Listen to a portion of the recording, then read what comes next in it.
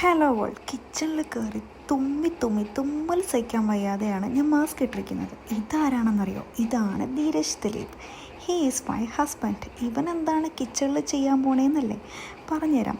ഈ പാനിലിരിക്കുന്നത് വേവിച്ച ചിക്കനാണ്, അതായത് കുക്കറിൽ 1-2 വിസിലെന്തോ വേവിച്ച ചിക്കൻ.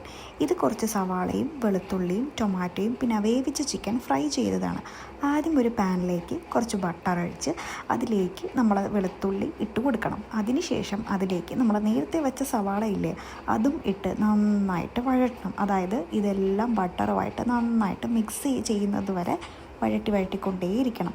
അതിനുശേഷം അതിലേക്ക് നമ്മൾ നേരത്തെ ചിക്കൻ വേവിച്ചെന്ന് പറഞ്ഞില്ലേ, അതിൻ്റെ വെള്ളം അല്ലെങ്കിൽ ചിക്കൻ ബ്രോത്ത് എന്ന് പറയും, അത് ഒഴിക്കണം. അത് തിളച്ചതിന് ശേഷം അതിലേക്ക് ചില്ലി ഫ്ലെക്സ് അതുപോലെ തന്നെ റോസ്മേരിയുടെ ഇലയൊക്കെ ഇപ്പോൾ അത്യാവശ്യം എല്ലായിടത്തും മേടിക്കാൻ കിട്ടും. ഇത് രണ്ടും കൂടെ മിക്സ് ചെയ്ത് പിന്നെ വേണമെങ്കിൽ ഇത്തിരി കുരുമുളകും കൂടെ ആഡ് ചെയ്യാൻ കേട്ടോ. എന്നിട്ട് അതിലേക്ക് നമ്മൾ ഫ്രഷ് ക്രീം 2 പാക്കറ്റ് ഒഴിക്കണം. ഫ്രഷ് ക്രീം അല്ലെങ്കിൽ ഡബിൾ ക്രീം എന്ന് വേണമെങ്കിൽ പറയാം. ഡബിൾ ക്രീമാണ് സാധാരണ യൂസ് ചെയ്യുന്നത്, പക്ഷേ ഇത് കിട്ടാത്തത് കൊണ്ട് ഫ്രഷ് ക്രീം വെച്ച് അഡ്ജസ്റ്റ് ചെയ്തു. ബട്ട് ഫ്രഷ് ക്രീം നല്ലതാണ്.